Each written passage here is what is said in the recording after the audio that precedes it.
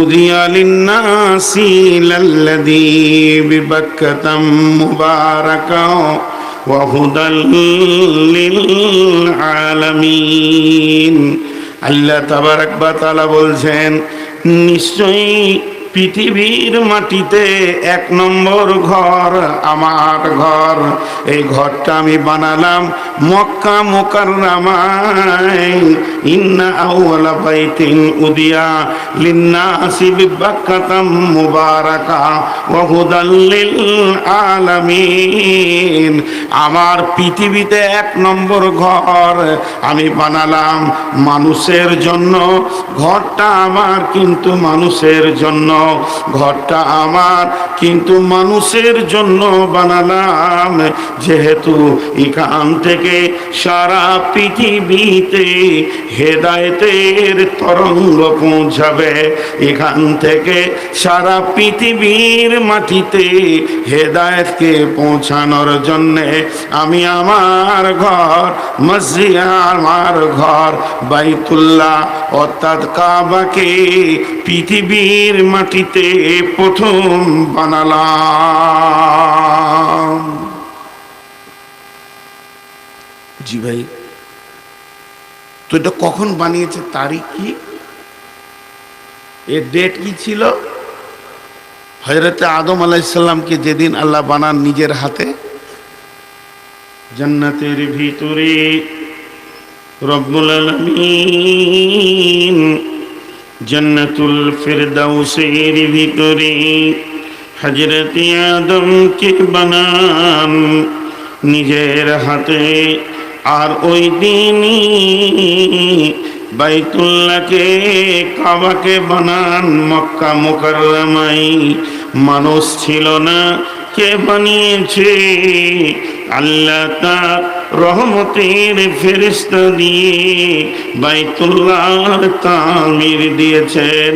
সমস্ত পাহাড়ের ভিতরে সেখানে হাজারো পাহাড়, তারই মাঝে আমার রব কাবাকে বানালেন। এটা প্রথম ঘর পৃথিবীতে তখন মানুষ নাই, কেবল আদমকে তৈরি করা হয়েছে, আদম জান্নাতে আছে, এই দিকে পৃথিবীতে ঘর হয়েছে। এখন তো ঘরের শেষ নাই। আপনার ঘর, আমার ঘর, স্কুল ঘর, কলেজ ঘর, ইউনিভার্সিটি ঘর, রেলওয়ে স্টেশন, এয়ারপোর্ট ঘর, হসপিটাল ঘর, হোটেল ঘর, তারপরে টাওয়ার ঘর, বিশ্বে বাড়ি এত বানানো হয়েছে, কিন্তু প্রথম ঘর আল্লাহর বানানো হয়েছে। আল্লাহ তাবারক ওয়া তাআলা বললেন,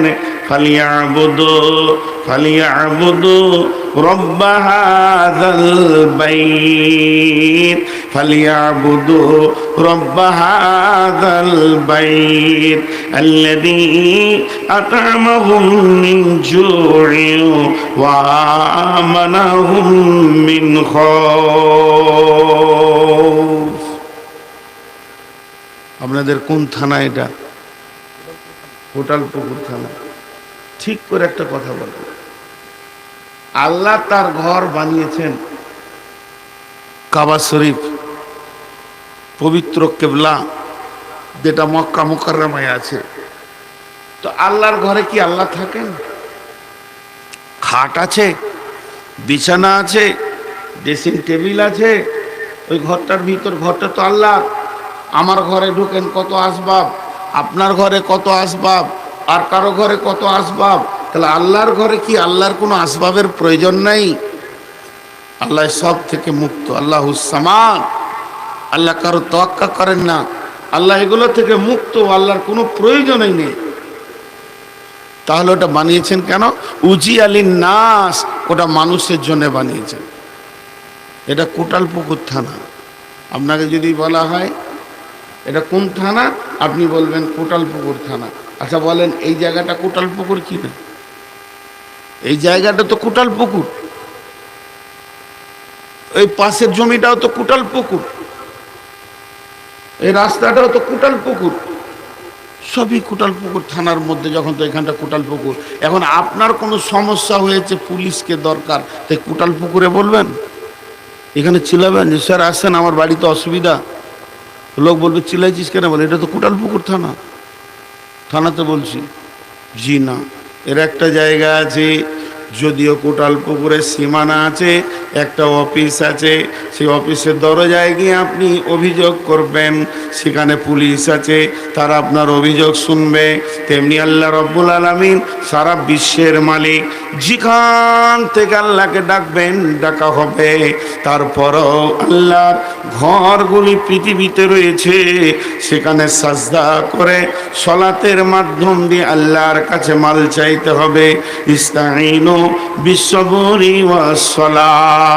আল্লাহ তাবারাক ওয়া তাআলা বলছেন, ঘরটা আমার, কিন্তু প্রয়োজনটা তোদের। এ ঘরটা আমি বানিয়েছি, কিন্তু প্রয়োজনটা তোদের। সেখানে কি হবে?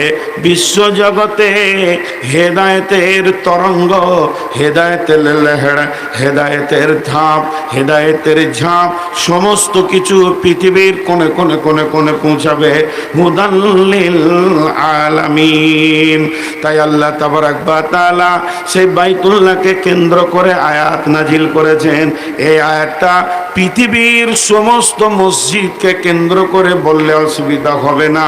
আমি যদি একবার আপনাদের পলাশপুরা মসজিদের দিকে আঙুলটা এরকম রেখে বলি, এ পৃথিবীর লোক, আপনার আমার আঙুলের দিকে তাকান আর মসজিদের দিকে তাকান। ফালিয়াবুদু রব্বা হাযাল বাইত। এই ঘরের যে মালিক, এই যে পাকা ঘর, বিশাল 120 মানে 120 বাই 45, এই যে বিরাট আকারে ঘর, 6000 স্কয়ার ফুটের ঘর, এই ঘরের মালিকের তোমরা সাজদা করো, এদেরকে একে তুমি ডাকো। এই ঘরের মালিক যে, তার কাছে তুমি কাঁদো, লাভ কি হবে? আল্লাযী আত'আমাহুম মিন জু'ইন ওয়া আমানাহুম মিন খাউফ। এই ঘরের মালিক তোমাকে অভাবের সময় বরকতের ডালি দেবে, অর্থাৎ তুমি অভাব দেখতে পাবে না। যেদিক থেকে তোমার কষ্ট হবে, ঘরের মালিক তোমাকে বরকতের ডালি দিয়ে ধরবে। ওয়া আমানাহুম মিন খাউফ। এবং চারিদিক থেকে যখন তোমাকে ভীত সন্ত্রস্ত করা হবে, আক্রমণ করা হবে, এই ঘরের মালিক সে তার আমানের চাদর দিয়ে, নিরাপত্তা দিয়ে তোমাকে ঘিরে নেবে। তোমার নিরাপত্তার দায়িত্ব নিয়েছে এই ঘরের মালিক। এই ঘরের মালিকটা এমন, একে যদি সাজদা করা যায়, একে যদি রাজি করা যায়, এ যদি আপনার আমার ওপরে রাজি হয়ে যায়, তাহলে সব থেকে বড় লাভ হচ্ছে রুজিতে অভাব যাবে না। আর পৃথিবীর কোনো শক্তি তোমাকে ভয় দেখাতে পারবে না।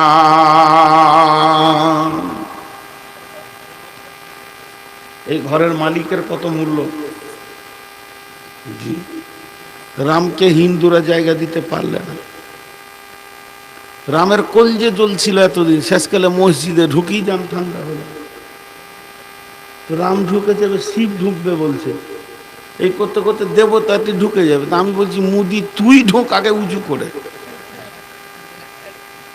তুই ঢুক, কাজ হয়ে যাবে। তো আমি যে কথা আপনাদের সামনে বলছি, মসজিদ যে কত দামি জিনিস আমরা বুঝি না। মসজিদকে আপনার আমার নিজের ঘরের মতো মনে করি। কি আল্লাহ তাবারক ওয়া তাআলা নবী বলছেন, সাবাতুন ইযিল্লুহুমুল্লাহু ফি দিল্লিহি ইয়াউমুল লা দিল্লা ইল্লা দিল্লুহু, ওয়া রাজুলুন কালবুহু মুআল্লাকুন ফিল মাসাজিদি।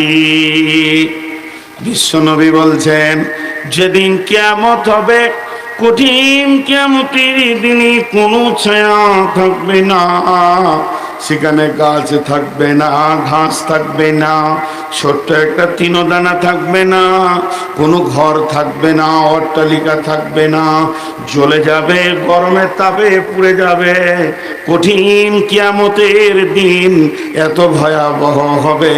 আল্লাহর নবী বলছেন, সেই দিন একটা ছায়া থাকবে, যে ছায়াটা আল্লাহর রহমতের ছায়া, আমরা যাকে আরশের ছায়া বলি, ওই ছায়া ছায়াতে কে থাকবে, কে বাস করবে, কে থাকবে, কাকে ওই ছায়াতে থাকতে দেওয়া হবে?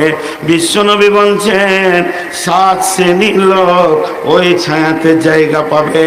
তার মধ্যে একটা হলো ওয়ারাজুলুন কালবুহু মুআল্লাকুন ফিল মাসাজিদি, যে লোকটার অন্তরটা মসজিদে পড়ে আছে, যে মসজিদকে ভালোবাসে, মসজিদের প্রেম দেয়, মসজিদকে মহব্বত করে, আল্লাহ আর নবী বলছেন তার ওই রহমতের ছায়াতে জায়গা হবে।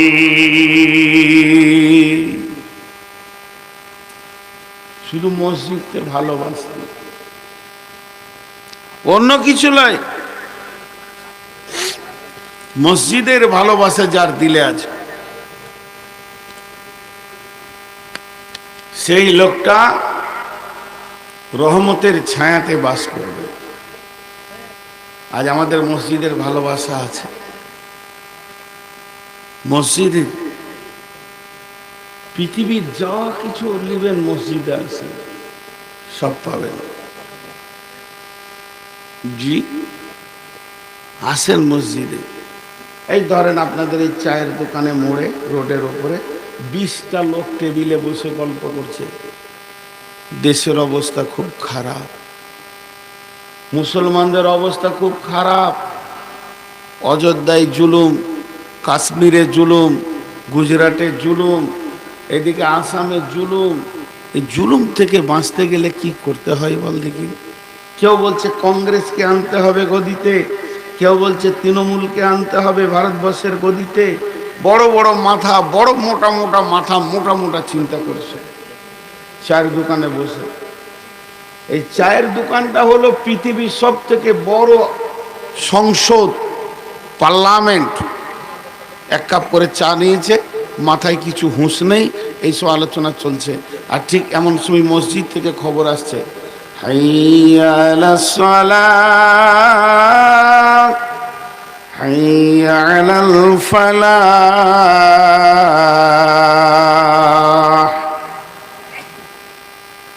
আল্লাহর খবর, আয় তোরা সলাতে আয়। ওই 20 জন কি বলছে মনে করলেন? আয় তোরা সলাতে আয়, আয় আয় আয়। আমি রব আমার গোলামদেরকে দিয়ে ডাকছি, তোরা সলাতে আয়, আয় তোরা নিজেকে কামিয়াবি নিবি তো আয়, সফল কাম নিবি তো আয়। আজাব দুনিয়া থেকে বাঁচবি নিবি তো আয়, আখিরাতের আজাব থেকে বাঁচবি নিবি তো আয়, কবর থেকে বাঁচবি নিবি তো আয়। যে পৃথিবীর বাদশা, যে শুধু ভারতের মন্ত্রী নয়, শুধু ঝাড়খণ্ডের মন্ত্রী নয়, যিনি শুধু বাংলার মন্ত্রী নয়, যিনি বিশ্বের মন্ত্রী, যেনার ওপরে কেউ নাই, যেনার গদি কোনো দিন চেঞ্জ হয় না, যিনি আসমান জমিনের মালিক, যিনি জান্নাতের মালিক, জাহান্নামের মালিক, যিনি সুখের মালিক, দুঃখের মালিক, ওই মালিক বলছে তোরা মজলিসটা ভাঙ, তোরা সুখ লিবিতা আয়, সলাত আদায় কর, আমি রব তোদেরকে সুখ দিয়ে দেব। কিন্তু এরা মসজিদে ঢুকবে না।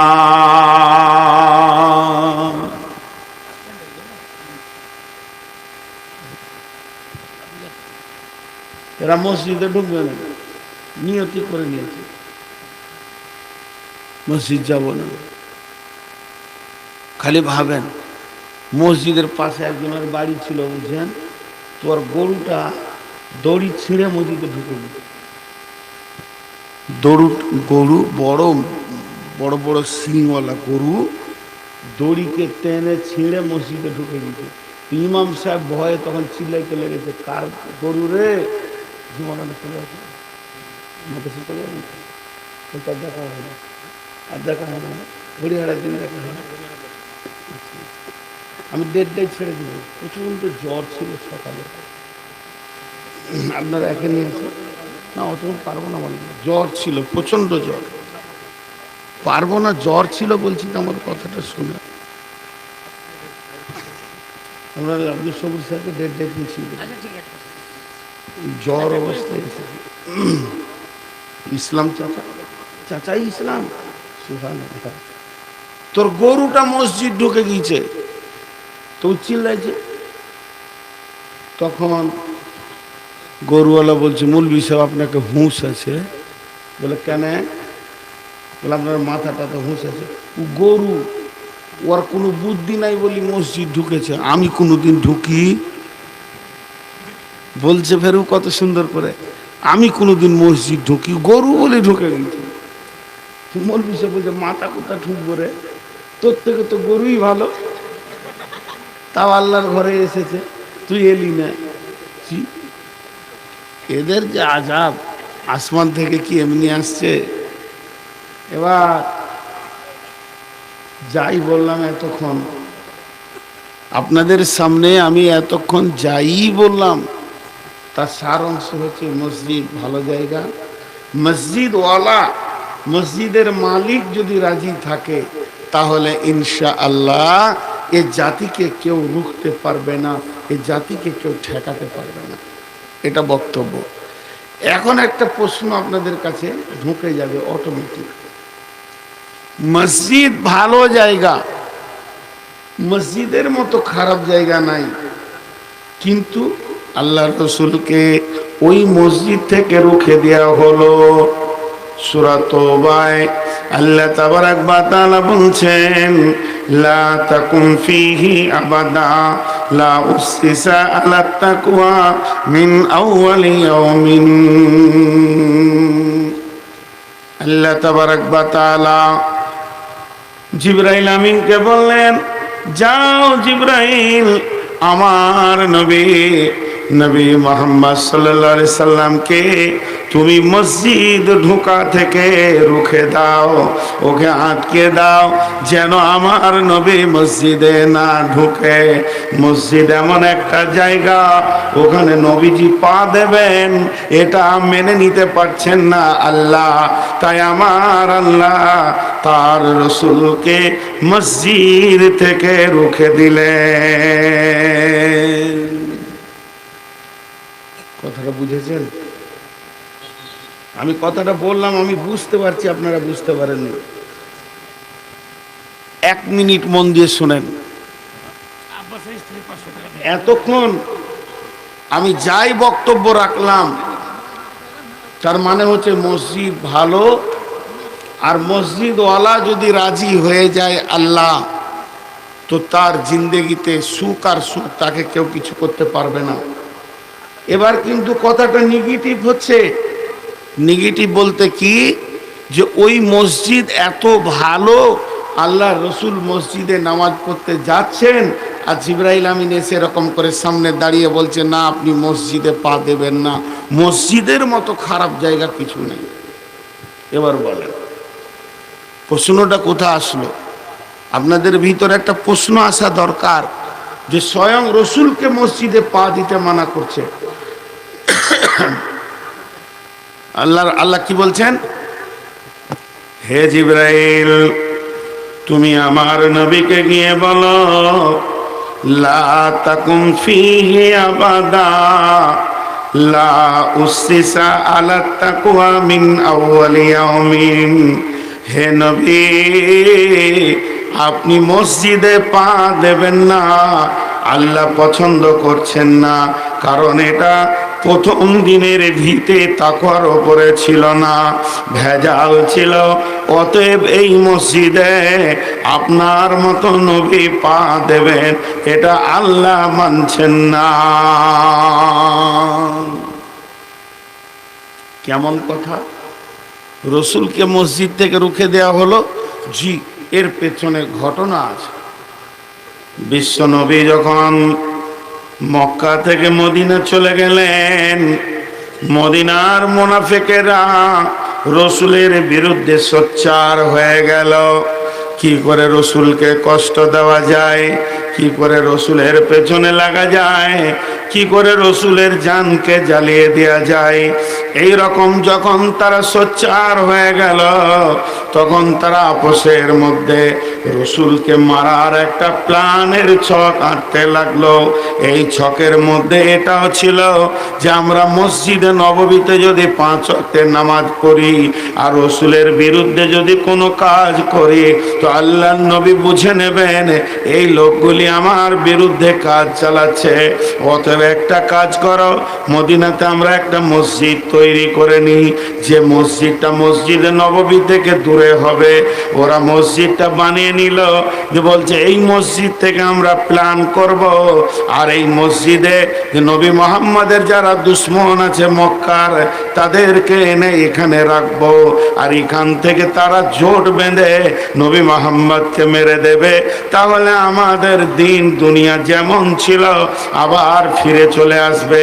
এই প্ল্যান পরিকল্পনা করতে গিয়ে তারা একটা নতুন মসজিদ বানালো, এবং মসজিদটা বানানোর পর তারা বলল এই মসজিদ আমরা বানালাম, এই মসজিদকে কেউ পুঁছবে না, এখানে কেউ নামাজ পড়বে না, এটাকে মসজিদ বলে গুরুত্ব দেবে না। কেন দেবে না? যে স্বয়ং নবী মুহাম্মদ সাল্লাল্লাহু আলাইহি সাল্লাম বেঁচে আছেন, উনি যদি আমাদের মসজিদকে উদ্বোধন না করে দেন, উনি যদি নামাজ না পড়ে দেন, তাহলে এই মসজিদকে কেউ মসজিদ বলে মানবে না। তাই তারা আল্লাহর নবীকে দাওয়াত দিলেন, ইয়া রাসূলুল্লাহ, ইয়া হাবিবাল্লাহ, ও দয়ার নবী গো, আমরা একটা মসজিদ বানিয়েছি, ওই মসজিদটা উদ্বোধন আপনাকে করে দিতে হবে। বিশ্বনবী খুশি হয়ে গেলেন, বিশ্বনবী রাজি হয়ে গেলেন, এবং ওই মসজিদ বানানোর জন্যে আল্লাহর রাসূল তৈরি হয়ে ওখানে নামাজ পড়ার জন্য যখন বেরিয়ে যাচ্ছিলেন, এমন সময় আল্লাহ জিবরাইল আমিনকে বললেন, হে জিবরাইল, এই মসজিদটা যে বানানো হয়েছে এর ভিতরের গোপন কথাগুলো আমার নবীকে তুমি গিয়ে খবর দিয়ে দাও। জিবরাইল আমিন এসে বললেন, বিসমিল্লাহির রহমানির রহিম, ওয়াল্লাযীনা ইত্তাখাযু মসজিদান জিরারান ওয়া কুফরা তাফরীকাম বাইনাল মুমিনিন ওয়া ইরসাদান লিমান হারাবাল্লাহা ওয়া রাসূলুহু মিন ক্বাবলু ওয়া লা ইয়াহলিফুন্না ইন আরাদনা ইল্লাল হুসনা ওয়াল্লাহু ইয়াশহাদু ইন্নাহুম লাকাযিবুন। জিবরাইল আমিন ভিতরকার খবর খুলে বলে দিলেন। কি বললেন? ইয়া রাসূলুল্লাহ, এই মসজিদটা যারা বানিয়েছে এরা মদিনার মুনাফিকের দল, এরা আপনার বিরুদ্ধে সোচ্চার হয়েছে, এই মসজিদ আপনার বিরুদ্ধে বানানো হয়েছে।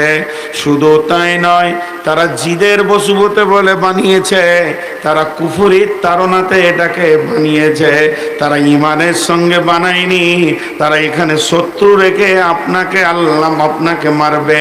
তাদের চিন্তা চেতনা মুসলমানের জামাতের ভিতরে দুটি ভাগ হয়ে যাক, তারা পূর্ব থেকে আল্লাহ এবং রসুলের দুশ্মন। তবে ওদেরকে যদি আপনি জিজ্ঞেস করেন, হে মসজিদ আলারা, তোমরা মসজিদ কেন বানালে, তো ওরা বলবে আমরা ভালো কাজ করেছি, মসজিদ বানাইছি।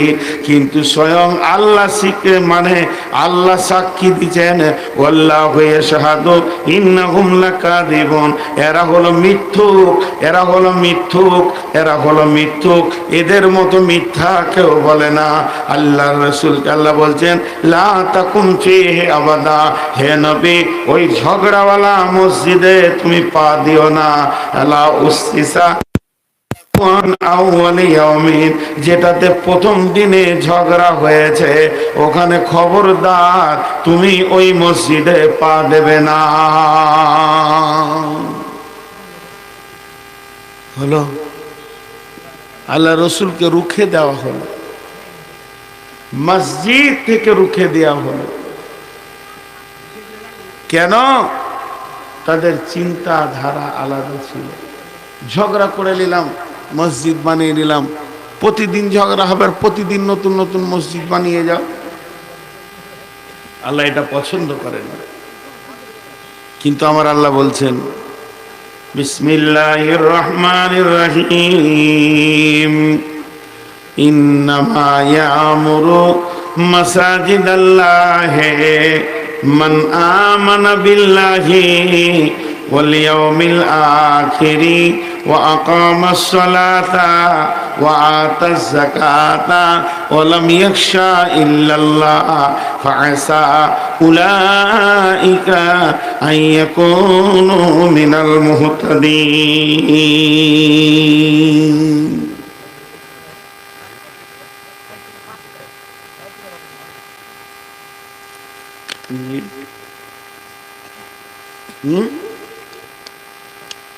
কি বলছেন, কি বলছেন?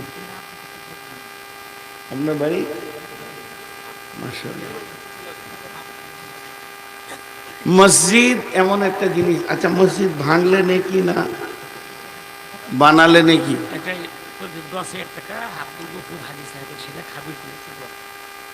বায়ন করে নি, তারপরে ওগুলো করবো। জি, একটা জিনিস দেখেন, মসজিদ ভাঙা নাকি না গড়া নাকি? কেউ কথা বলছে, দুবার জিজ্ঞেস করলেন। মসজিদ ভাঙলে নাকি হয়? কি ব্যাপার বলছেন? ভয়ে আমি জিজ্ঞেস করছি তো ভয়, তো ভয় করলে তো পালিয়ে যাবে সব। ওটা কথা হলো? আমি একটা কথা জিজ্ঞেস করছি, সম্মান যদি দেবে তো উত্তর দেবে। বাংলাদেশের জালসা দেখেছে, মুখে বলার আগে ওরা চিনবে না, চুপ করে বসে আছে। মসজিদ ভাঙলে নাকি হবে? কে বললে হবে না? পুরনো মসজিদটা ভাঙবেন না? ইয়ামুরু, কোরআন বলছেন ইন্নামা ইয়ামুরু, ইয়ামুরু মানে ভাঙা গড়া, যেদিকে মসজিদের ভালো হবে ওই কাজটা করার নাম ইয়ামুরু। পুরাতন মসজিদটাকে ভাঙলে নাকি যেদিন ওটা ভাঙা শুরু হবে, যদি কেউ বলে আমি 2 ঘন্টা ভেঙে দিব, একদিন ভেঙে দিব, নেকি পাবে। অতএব বন্ধুরে, ইয়ামুরু মানে হচ্ছে মসজিদের ভালাই দেখা। মানুষকে কাটলে গোনা হয়, কিন্তু ডাক্তারে কাটবে, সে পেটের কিডনি থেকে পাথর বের করবে, বিদায় তখন কাটাটা ঠিক আছে। তেমনি বন্ধু, আল্লাহ কোরআনে বলেছেন ইন্নামা ইয়ামুরু মাসাজিদাল্লাহি, নিশ্চয়ই যারা মসজিদকে বানাবে, মসজিদ ভাঙার দরকার হলে ভাঙবে, মসজিদ গড়ার দরকার হলে করবে। এক কথায় মসজিদের দেখভাল করবে কে? মসজিদের দায়িত্ব নেবে কে? মসজিদের সেক্রেটারি ক্যাশিয়ার হবে কে? আর মসজিদের দান করবে কোন চরিত্রের আখলাকের লোক? যার ভিতরে 5টা গুণ আছে, মান আমানা বিল্লাহি ওয়াল ইয়াউমিল আখিরি ওয়া আকামাস সালাতা ওয়া আতাজ যাকাতা ওয়া লাম ইয়াখশা ইল্লাল্লাহ। এই 5টা গুণ যার আছে, আল্লাহ বলছেন ওই আমার মসজিদকে দেখভাল করবে।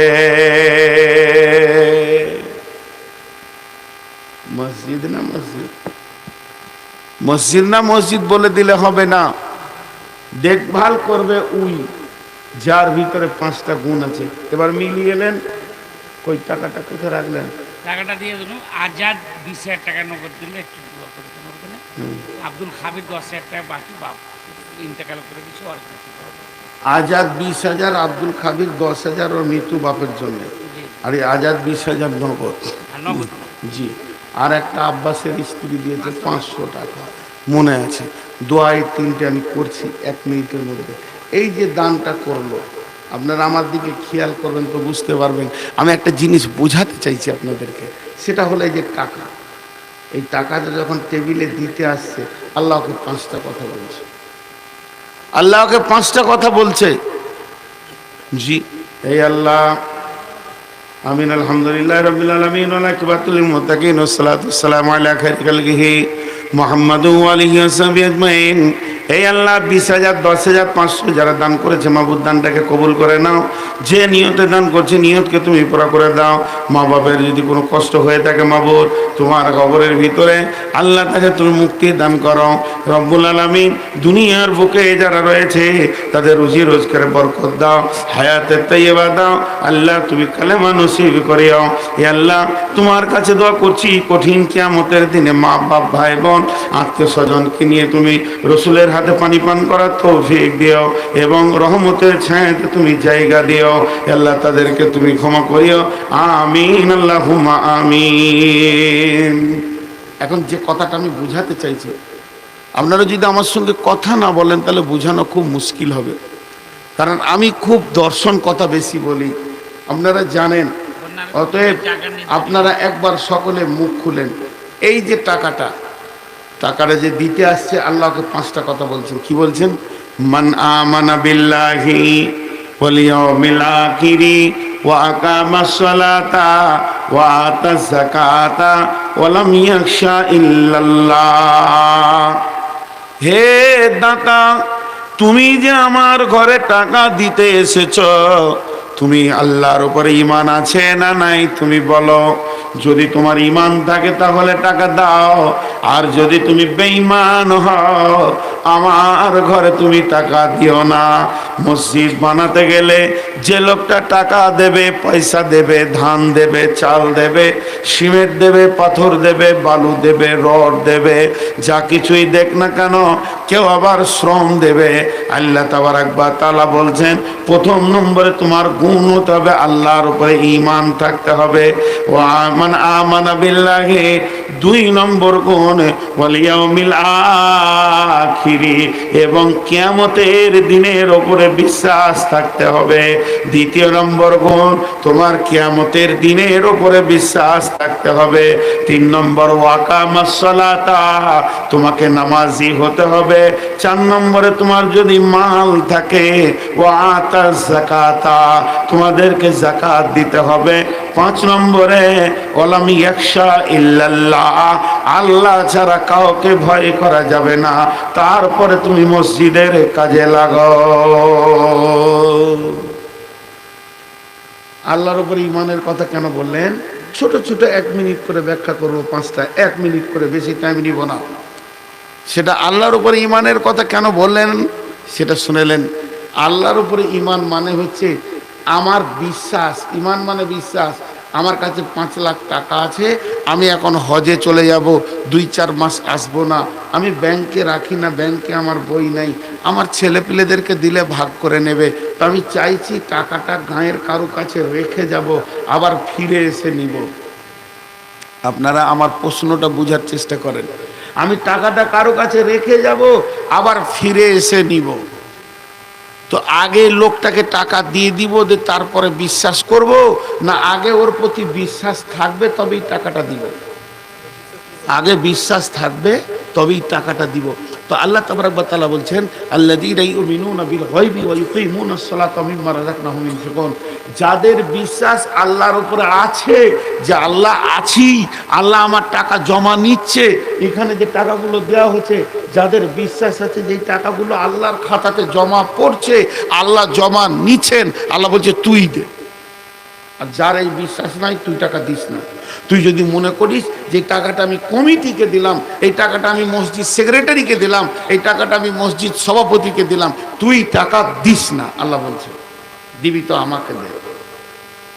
কথাটা বোঝাতে পারলাম? তারপরে 2 নম্বরে বলছেন ওয়াল ইয়াউমিল আখিরি, তুই যে আমাকে টাকা দিলি, আমার উপরে বিশ্বাস রাখলি গোলাম, তুই কতদিন চুপ করে থাকবি? যতদিন পর্যন্ত কিয়ামত না হয়েছে আমি তোর টাকা তিলে তিলে তিলে তিলে কিয়ামতের দিন বুঝিয়ে দেব। এই মধ্যখানে তুই মুখ খুলবি না। তুই আমাকে দিয়েছিস মানে আমানত থেকে গেছে। যেদিন কিয়ামত হবে আমার মসজিদে 1 টাকা হোক আর 20 লাখ টাকা হোক, সেই দিন আমি বুঝিয়ে দেব। কথা বুঝাতে পারলাম? আল্লাহ কবে আমার টাকার বদলা দেবেন? কিয়ামতের দিন। কিছু লোক আছে আল্লাহকে বেইজ্জতি করে। যদি সে আল্লাহর উপরে বিশ্বাস না থাকে, আখিরাতের উপরে বিশ্বাস না থাকে, তো সে আল্লাহকে বেইজ্জতি করে। কেমন করে করে? আমি পাকুড়ে নেমেছি ইন্টারসিটিতে, এখান থেকে একটা যুবক ছেলে মোটর সাইকেল নিয়ে কিংবা 4 চাকা নিয়ে বলছেন, চলেন হুজুর আমাদের জালসায়, হ্যাঁ দুটো রসগোল্লা খান। জি না খান, না না খান খান, খুব ভালো পাকুড়ি রসগোল্লা, খেজুরগুলো এমন করে ফজিলত বর্ণনা করে নিয়েছে, দুটো খেয়ে নিলাম। আর যেই খেয়ে নিয়েছি, খানিক পর একজনকে বলছে, মৌলানা বর্ধমান বাড়ি আমাদের বক্তা, দুটো রসগোল্লা খেয়ে দিলাম। খানিক পরে সে এক বন্ধুর সঙ্গে জালসায় যাবি, এটা প্রধান বক্তা নিয়ে চললাম, দুটো রসগোল্লা খেয়েছে। রাস্তায় আস্তে আস্তে রেলের এখানে একজনকে বলছে, চাচা প্রধান বক্তা চলে এলো, দুটো রসগোল্লা খেয়েছে। আচ্ছা আমি তো মানুষ রে ভাই, 3 বার বলাতে যদি আমাকে এতটা প্যাস্টিজে লাগে, তো আল্লাহকে কেমন লাগবে? খালি ঘন ঘন বলবে, খালি মসজিদটা দেখে আসেন, রডকটা আমি দিয়েছি। বিয়ে আসবে, মসজিদটা দেখেন, শিক্ষকটা রডকটা আমি দিয়েছি ছাদের। ঘন ঘন বলতে লাগলো, চায়ের দোকানে চা খেতে খেতে বলবে, তোদের কি মসজিদ? খালি আমাদের পলাশবনার মসজিদটা দেখবি, যত রড লেগেছিল আমি দিয়েছি। মাবুদ বলবে, হতভাগারে, তুই এমন শুরু করলি যে আমার আর মান সম্মান থাকে না। অতএব যদি দান করবি তো কর, আমার ওপরে বিশ্বাস করে কর। মসজিদ কমিটি টাকাটা উড়িয়ে দেখ, পুড়িয়ে দেখ, জুয়াতে খেলে দেখ, নষ্ট করে দেখ, কিন্তু তোর অ্যাকাউন্ট থেকে 1 ইঞ্চি কমবে না। কঠিন কিয়ামতের দিন আমি তৈরি করেছি, ওই দিনটার নাম রেখেছি হিসাবের দিন। সেদিন আমি তোর হিসাবকে তিলে তিলে বুঝিয়ে দিব। অতএব বান্দা, আমার জন্য দান করো এবং আখিরাত পর্যন্ত তুমি চুপ করে বসে থাকো। ও আকামাস সালাতা, তোমাকে দান করলে হবে না, নিজেকে 5 ওয়াক্তের নামাজি হতে হবে। বেনামাজি যদি দান করে, খাতা তো উঠবে না। কথা বুঝাতে পারলাম? জি, আমার ব্যাংকে, স্টেট ব্যাংকে টাকা রাখে লোক। স্টেট ব্যাংকে কি করে লোক? টাকা রাখে। এক মাথা মোটা, ও শুনেছে স্টেট ব্যাংকে টাকা রাখে, তো টাকা কিরম করে বান্ডিল করছে, আর গাডার লাগাইছে, ছুড়ে দিচ্ছে ব্যাংকে, ঘর চলে আসছে। 6 মাস পর গিয়ে বলছে, আমার টাকাটি দেন তো। বলে কত? বলে 8 লাখ ভরেছি। অ্যাকাউন্ট নম্বর কত গো তোমার? অ্যাকাউন্ট নম্বর নেই। খাতা খুলে, ওগুলা কিছু করিনি, জানলাতে ছুড়ে দিয়েছি খালি। ওর কপাল। আল্লাহ তাবারক ওয়া তাআলা বলছেন, যে লোকটা নামাজ পড়লো না, তার নেকির অ্যাকাউন্ট নম্বর নাই, খাতা নাই। যে লোকটা নামাজ পড়লো না, পৃথিবীর যত বড় বড় নেকি করুক না কেন, তার আমল নামায় জমা হবে না। তাকে 5 ওয়াক্তের নামাজ পড়তে হবে, ছোট নেকি করলেও জমা পড়ে যাবে। অতএব মসজিদ বানানেওয়ালা, দান করনেওয়ালা, আপনাকে আমাকে নামাজি হতে হবে। রাস্তাঘাটে খেল দেখেছেন, দুটো বাঁশ কেমনি করে দিয়ে একটা দড়ি টেনে দিয়েছে, যে বাচ্চা ছেলে জোয়া শেখাচ্ছে, খেল করে না? জি, একজনে ঢোল বাজায়, একজনে ওখানে হাঁটছে, যে খেল দেখানো হয়ে গেল, থালা করে শহরের কাছে পয়সা চাইছে।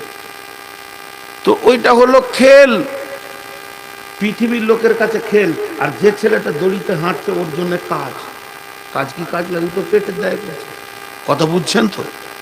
সবারই জন্য খেল, ওর জন্য কাজ। এরই ভিতরে এই মূল বিষয় টাকা দিয়ে দিয়েছে। আর যখনই দিয়েছে, আমি হাতে ধরেছি, টাকা দিল কেন? ভালো লাগলো জি, ভালো, হ্যাঁ ভালো, ঠিকই ভালো লাগছে নাকি? হ্যাঁ ভালো। কত সুন্দর করে গেল, আসলো, তো ভালো লাগছে না?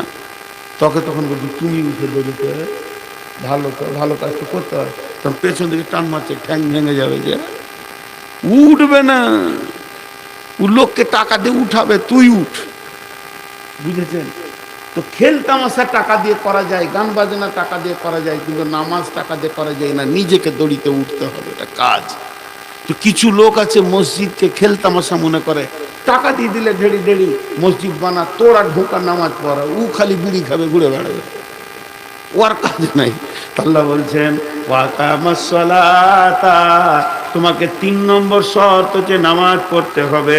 1 নম্বরে তোমাকে আমার উপরে ঈমান আনতে হবে, 2 নম্বরে তোমাকে আখিরাত পর্যন্ত চুপ থাকতে হবে, 3 নম্বরে নামাজ আদায় করতে হবে, আর 4 নম্বরে ওয়াতাজ যাকাতা, তোমার মাল বেশি হলে যাকাত দিতে হবে।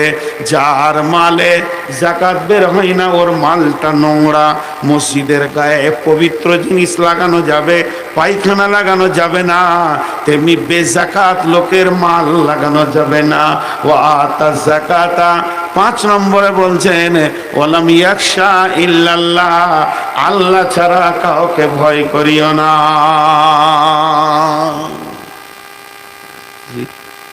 আল্লাহ ছাড়া কাউকে ভয় করিও না। কেন? মসজিদ বানাতে গেলে আল্লাহর দেওয়া শক্তি লাগবে। এই যে মসজিদ বানাচ্ছে, আল্লাহ ছাড়া কাউকে ভয় করিও না, বিরাট ভেজাল আছে। 2টা কারণ আছে, দুটা। একটা কারণ বলি, এই যে মসজিদ বানাচ্ছে যে ক্যাশিয়ার, একটা সত্য ঘটনা বলবো, এখানকার নয়, আমাদের বর্ধমান জেলার ভদ্রলোক, বেশ কটা মসজিদের ক্যাশিয়ার পেয়েছি আমি। যখন আমি ওর কাছ থেকে দায়িত্বটা নিলাম যে মসজিদের ফুল টাকা বুঝিয়ে দাও, তেমনি করে হড় করে ঢালছে। কখনকার যে টাকা চিট ছাড়া নেমনি করে ছাটাই করেছে। যে টাকাটা লোক দিয়েছে ওই টাকাটাই রেখেছে। আমানতদার লোক আছে, আজও আছে দুনিয়াতে, ভালো ইমানদার লোক আছে। তো এখন সত্য একটা ঘটনা, যে কোনো একটা মসজিদের টোটাল হিসাব কোন একটা লোকের কাছে আছে, মসজিদের ক্যাশিয়ার। তোর বেটা এখন বাইক কিনবে, তোর আব্বাকে বলছে যে আব্বা আমাকে একটা বাইক কিনে দাও, আমি কলেজে ভর্তি হয়েছি। যে বেটা তোকে কিনে দিব না, এখন অসুবিধায় আছে, একটা কাজ কর, জালসাটা পার হয়ে যা, রবিবার জালসা, সোমবার দিন তোকে বাইক কিনে দেবো, যা জালসাটা পার হয়ে। মানে জালসার জন্য ও মেন ক্যাশিয়ার, তো দৌড়াদৌড়ি, চিঠি দেওয়া, কাগজ ছাপা, সব কাজে ও দৌড়ে বেড়াচ্ছে। মানে সমস্ত কাজ ওকে করতে হচ্ছে। যে রাতে জালসা হলো, সমস্ত হিসাব নিকাশ করতে করতে ফজর হয়ে গেল, টাকা পয়সা গুছিয়ে রেখে সকালে বেটাকে বলছে চল বাইক কিনে দিই। বাইক কিনছে অনেকদিন আগেকার কথা, প্যাশন প্রো বাইকটা আমার মনে আছে। ওই বাইকটার তখন মূল্য ছিল 70,000 টাকা, 70,000-এর ভিতরে, 68-70। তো নিজে নিয়েছে 30,000, ছেলেটা ওর আব্বার কাছে নিয়েছে 30,000, ওর নানি দিয়েছে 20,000, খালা দিয়েছে 10,000, 60 হয়ে গেল। আর মামারা দিয়েছে 2-5,000। চারিদিক থেকে গোছিয়ে টাকা নিয়ে বাইক কিনে নিয়ে চলে এসছে। পরের দিন নতুন বাইক গায়ে ঘুরছে, তো গায়ের লোক এবার শুরু করলে বাইক কিনবে না, রাতে 18 লাখ টাকা খরচ। ওই এমনি করে বলছো ওই বাইকটা কত নিলে? 8 লাখ হয়ে যায়। তোর আর কি চিন্তা, কাল রাতেই তো 8 লাখ হয়েছে। মিথ্যা। ও 1 টাকা লাইনি, মসজিদের 1 টাকা লাইনি, মামার কাছে নিয়েছে, খালার কাছে নিয়েছে, আপনার মা আব্বা সব জুটি পুটি কিনে এনেছে, 1 টাকা লাইনি, কিন্তু বলতে আছে মুখে আল্লাহ। ওই জন্য একটা ভাষা বললেন ওয়ালাম ইয়াখশা ইল্লাল্লাহ। হে মসজিদ সেক্রেটারি, তুমি যদি জানো যে আমি ঠিক আছি, আমি কাউকে তুমি ভয় করো না, তুমি ভয় একমাত্র আল্লাহকে করো। হিসাবে যেন ইদিক উদিক না হয়ে যায়। যদি তোমার বিশ্বাস থাকে আমি আল্লাহর কাছে ঠিক ঠিক জবাব দিতে পারবো, তো মানুষের কথায় তুমি বিরক্ত হইও না। ওয়ালাম ইয়াখশা ইল্লাল্লাহ। ভাই আমার, তো মসজিদ বানানে ওয়ালা 5টা শর্ত বললাম। আল্লাহ তাবারাক ওয়া তাআলা রাসূল বলছেন বিসমিল্লাহির রহমানির রহিম, মান বানা লিল্লাহি মসজিদান বানাল্লাহু লাহু বাইতান ফিল জান্নাহ। যে পৃথিবীর মধ্যে মসজিদ বানিয়ে যাবে, আল্লাহ তার জান্নাতের ভিতরে অট্টালিকা বানাবেন। মসজিদ এমন একটা জিনিস, যে পৃথিবীর মাটিতে মসজিদ বানাবে, রব্বুল আলামিন জান্নাতে তার ঘর বানাবেন।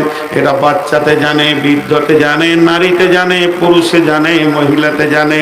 জানে না কে?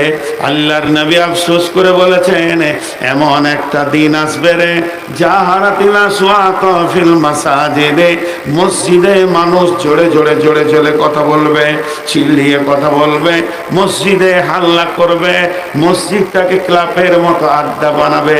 আজকে তাই চলছে। আজ আমরা মসজিদ ছেড়েছি, আল্লাহর গজব এসেছে। হে মুসলমান, আবার যদি এসে মসজিদে জমে ঢুকে যায়, আল্লাহর মদদ এসে হাজির হয়ে যাবে। আল্লাহ তাবারক ওয়া তাআলার রাসূল বলছেন, এমন একটা দিন আসবে যেদিন কোনো ছায়া থাকবে না। সেই রহমতের ছায়াতে বাস করবে কে? যার দিল মসজিদের মধ্যে টাঙা আছে, যে মসজিদকে ভালোবাসে, আল্লাহ তাবারক ওয়া তাআলা তার জন্য সুন্দর করে অট্টালিকা বানাবে। আর কি বলবো আপনাদেরকে, অনেক কথা হলো, অনেক কথা হলো। জি, তো মসজিদ এমন একটা জিনিস যেটা আজকে পলাশবনার লোক বানাতে চলছে, বিশাল মসজিদ, অনেক বড়, অনেক অনেক অনেক বড়, তাও আবার 27 ফুট। তার মানে কি, প্রায় তিন তলা ঘর হবে 10 ফুটের যদি করা হয়। তো এতটা নিচে নামিয়ে সেখান থেকে প্লার তুলে এই মসজিদ আপনারা বানাচ্ছেন। আপনারা ভাবিয়েন না যে মসজিদ আপনারা বানাচ্ছেন, আল্লাহ ভালোবাসে বলি অনেক আপনার টাকা আল্লাহ গ্রহণ করেছেন। অনেক বড় বড় ধনী আছে যারা টাকা দেয় না, লোক বলে যে টাকা দেয় না, আসলে টাকা দেয় না নয়, আল্লাহ ওর টাকা দেয় না। মসজিদ আল্লাহর ঘর, আল্লাহ সবারই টাকা নেবে না। আল্লাহ তাবারক ওয়া তাআলা বললেন, ওয়া আন্নাল মাসাজিদা লিল্লাহি ফালা তাদউ মা আল্লাহ